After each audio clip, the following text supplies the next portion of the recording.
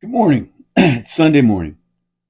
I just got done watching the a press conference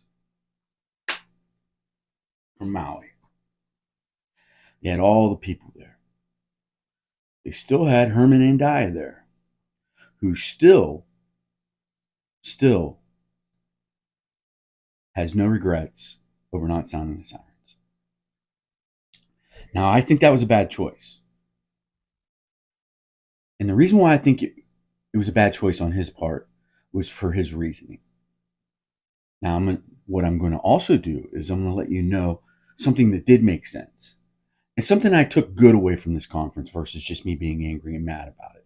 But I was. There were things that kind of got on my nerves and drove me nuts. First off, all most of the people up there were semi hostile because they've been attacked, and I get it. They've been attacked for their potential negligence through this whole process. They are humans. They do make mistakes. But when you make a mistake, you own it. You make yourself better and you fix what you made the mistake over. If it's broke, you fix it. And you may be apologizing, you may act a little apologetic. Just a little. Not angry. Now this Andaya guy, to me, I'll tell you right now, he seems like he was not meant for that job whatsoever. But who am I? I don't know crap. What I do know is he made a comment about the sirens. And he said it was windy, it was gusty out. People were in their homes. They can't hear the sirens. Are you kidding me? Really? Are you kidding me? That's the excuse you're gonna say is people can't hear their sirens in their homes? What are you talking about? I live in Indianapolis. Every Friday we have not Indianapolis, just north of Indianapolis in Indiana. Every Friday we have a siren check. We sound our sirens even when there isn't an emergency to test them. Yes. And you can hear those damn sirens in your house when it's windy out. You know why? Because it's an emergency siren. And in Indiana, our emergencies are tornadoes. Yes. So at the very least, you should have a siren that is as good as Indiana's tornado sirens. I would like to think. Because we don't have that many tornadoes. I've lived here. I mean, we have them. Don't get me wrong. But I have lived here for 15 years, and I have yet to see a tornado. But they hit. Don't get me wrong. But I do know we sound our sirens in the very moment we think that there's going to be a tornado touching down. Now, here's where I got to counter back. And what I took from this conference up here was Governor Green doesn't seem that bad. He doesn't seem bad at all. I didn't like his comments in the beginning of the tragedy when it was all happening and it sounded somewhat like, something about land. That seemed like the last thing he should have been talking about. But he made a good point was have have been probably defined as one thing in Maui as if you hear a siren, it's probably for a tidal wave, a tsunami, and you need to take high ground. And he said we didn't sound the sirens. Now he didn't say Herman and Dia didn't sound the siren for this reason. He said this because he's smart enough, he's intelligent enough to have found a out for the a real excuse. And he said, hey, if we would have sounded the sirens, maybe many of our citizens would have assumed it was for a tsunami, and they would have taken high ground. High ground's where the fire was coming from. They would have went into the fire. There you have it. That is what Herman and Dia should have said if he was prepped properly by the people. But no, he wasn't. So what we got was an honest human answer was he's just an ignorant goober who doesn't understand what he was even supposed to be doing. And whatever reason chose that siren shouldn't help. And he said today in this conference, same conference that Green said the good reason why, he said, oh, they're in their homes and it's windy out. They're not going to hear the siren. What? What is that? Now, let's jump off of Herman. He got attacked pretty good, but let's talk about this right here. I'm going to put on the screen. Boom, right here. I'm going to put on the screen. This was the moderator. She obviously works for the municipals or whatever there in Maui, and she's obviously biased for her people that are standing behind her, and I get it. But she was like the Gestapo, and let's ask our questions with malaho, alaho, whatever, kindness. No, we don't do kindness when hundreds of people died, perished. They've only searched 38% of the island so far. I get it, but it's been a week. 38% of the ruins have been searched, and they found 110 dead so far. Only 38%. So that tells us there's potentially over 300 people dead if it goes by percentages. We don't do kindness then with our questions in journalism. We don't do that. You're going to have to, you know what? When you took that role in that public office, you need to understand there's going to be hard moments. And you don't control how nice a question's going to be at the foot of tragedy. You don't get that right. So watch her.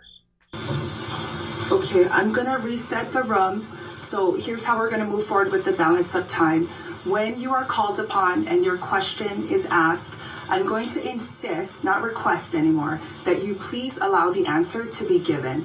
If you have a follow-up question, you're welcome to flag me, and I may or may not grant that. I likely will. But I'm just asking for kindness and aloha like I set forward in the very beginning, and we're not really demonstrating that right now. Okay, so in good faith, when you ask your question, if you have a follow-up, I will grant that, but I'm asking you guys to allow the answer to be given, because right now we're cutting people off, and nobody is cutting you folks off as you're asking the questions, okay? I'm going to go here. Now, I don't agree with that whatsoever. Is that where we're at now? Is where we're going to tell our journalists to be kind with their questions?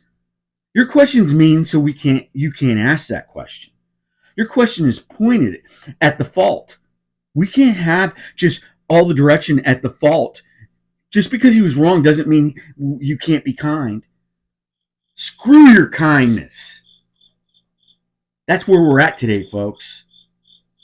Now, let's also talk about the mayor and this Pelletier. You know that guy, the sheriff. He was a sheriff in Vegas for the big shooting that happened at the concert. What did he achieve? What accomplishments has he made? And he's up there and he's got the holier than now attitude. I tell you what, him and that Mayor Bison, I call him Bison's ass because that's what he is. He looks like he's about 6'8". He's a real big guy, and he looks like he's probably been a bully his whole life. And he's been the big guy on the surf, you know. So he's up there and he just wants to bully people. You can tell because he's being confronted by people that are upset and need answers. And what's his first thing to do? You don't talk to me that way. You don't say these things to me. You don't ask me these tough questions. No. You humble yourself, sir. And you know what they want to do now? They want to attack social media. They want to call people like me and the bigger people. They want to call them the predators. They want to call them the filth, the trash, because they're criticizing their poor moves like I'm doing right now.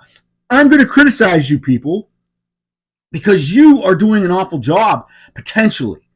Do I have all the facts? No, I don't. Do I have some of the facts? A good bit. Do I have enough facts just based off of what that Herman Andiah just said in this thing? The most obscene thing I've ever heard. You can't hear the sirens in your house or when it's windy. Are you kidding me? What a joke. What a joke. Oh, something I didn't think I liked too much about what the Governor Green said. So they're worried about a big land grab.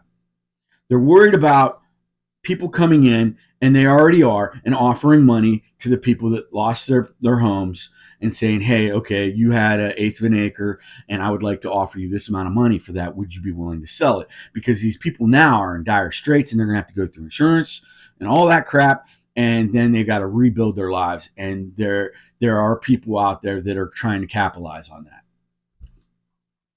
Now, is that right? Would I do that? No, I wouldn't do that. But it's still a free country. And if people want to ask another person, hey, it happens every day. It happens not just in Maui, people. It happens in Indiana. Okay, say your grandma dies and she had a piece of property. Somebody knows this and they say, hey, heard your grandma just died. We've really liked that property for a long time. Are you willing to sell it? That happens every day, people. We don't have control over that. That's just life. Now, that person needs to say, well, yeah, I'll entertain an offer. That's all you got to say. But whatever they want to say, or if they're offended, say, hey, get the F out of here. My grandma just died. You don't ask me that question. And then it's taken care of. But no, the governor wants to assume that he is the power of over. And he's going to say, you're not allowed to offer anybody any money for their property. And he asked the attorney general to stop all land transactions for a while this is going on. And he's going to block all permits, land permits, and things like that. So he's literally taking the power away from you to sell your property at this moment because he thinks that your emotions might not be correct for the sale. When you just may be, hey, yeah, I'll sell it to you. Maybe 9 out of 10 of them are like, what? You're going to give me this for this property? And then I'm going to get an insurance claim to rebuild somewhere else if I can't have that property? And I'm going to double, triple my investment? Not everybody sees their land as the sacred lands of Maui. Listen, I appreciate their culture. I love it. I think it's great. And I know. But you know what? Now they want to act like they care about land grabs. Oprah Winfrey owns 900 acres at least. 900 acres in Maui? Just Maui. You're worried about land grabs? That's just Oprah. Here, look at this again, people. I'm going to put it right here. Boom. It's going to go right there. And you're going to see that about 50% or so, it's just a color graph. I can't tell you exact, but about 50% of Maui is privately owned. You can't say that about Indiana or whatever it may be. And when I say privately owned, I mean by businesses, like a large chunk of land. Look at this chunk right here. I think it's like right here. You're going to see on there that's like a dark green, and then there's the blue, and then there's the yellow. Now, the bright neon green is state owned or whatever. But look, there's a little bar. There will be a little bar graph on the side there. Check it out. 50% of the land is already privately owned by big businesses. That's obscene. And now you're going to worry about this guy selling his eighth of an acre? And maybe making triple, quadruple its value? And you're going to block that because you think his emotions might be compromised? You don't get to make those choices for people. That's the problem, people. Government is trying to make choices for you because they don't think we're capable of doing it ourselves. And we're also maybe capable of making mistakes. And that's our problem. If I was emotional and I said, yeah, I'll sell you this land for $5, and that's your mistake. That's that person's mistake. That's life. You can't stop life from happening. Okay, we're past all that, the chart, the graph, whatever. I'm fired up. I'm really fired up over this because this is really freaky. And I'm not even spreading rumors. I'm just critiquing. That's what social media does. Critiquing, well, now they're gone. They're not up there anymore. My TV screen went away. But social media, yeah, you got idiots out there. Don't get me wrong. I'm an idiot. But I'm critiquing your performance. And that is it. If you don't like that, turn me off or deal with it. Because that's part of why you get paid. The money you get paid is to be criticized. Because what you're doing is to be a service to the people. Now, I can't believe Herman Andias still has a job. I can't believe they still put him up there with these people because he's an idiot. I guarantee you right now they're yelling at him, after that thing. They're like, why did you even say that about the sirens, you moron? That's what I'd be doing. Let's look into this a little bit, people. I think it was the governor. It was somebody. I have to go back and look.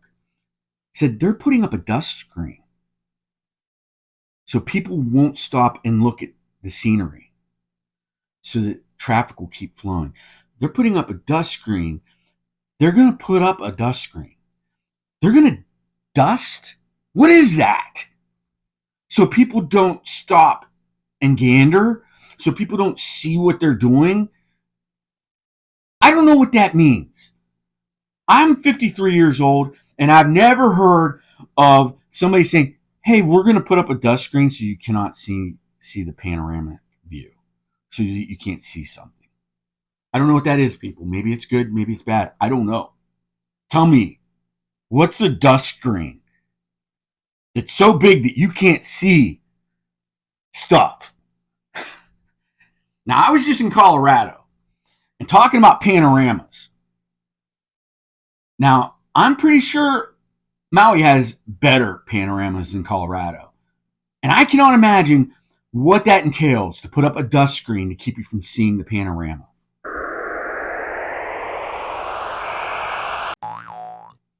I think that's what he meant. Look into that. I think it was Governor Green said it. I don't know. I'm trying to find something that was good that came from this, but I can't. Oh, what else? Let's look into this also. I think Herman Andaya, he was the chief of emergency.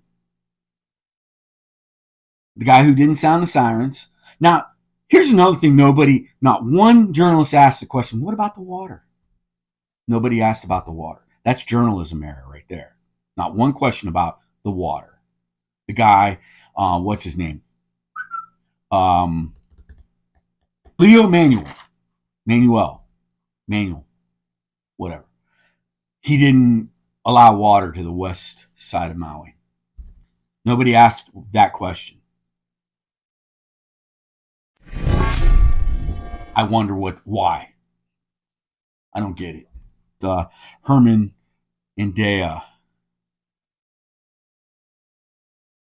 Boy, that guy's a buffoon. Okay.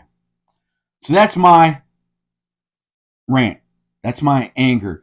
That's my criticism. Not my vile social media influencing that like they were trying to watch that conference. If you want to get a good or a bad vibe from the Maui municipals, the governor, the mayor, the chief of emergency, who else was it was basically those guys, and the sheriff, Pelletier, who's also the coroner. Yeah, let's talk about that. Talking about contradiction to your job role is that that's like saying, you're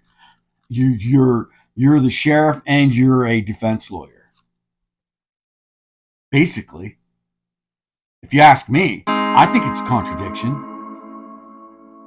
Look at the definition of what a coroner is and the definition of what a sheriff is. And they shouldn't be together. They should be separate entities going forward for the same cause, but yet this is not influenced by this and vice versa. Kind of like a defense lawyer. Hey, I'm going to arrest you, but now I'm going to be your lawyer. That's my take. That's my take.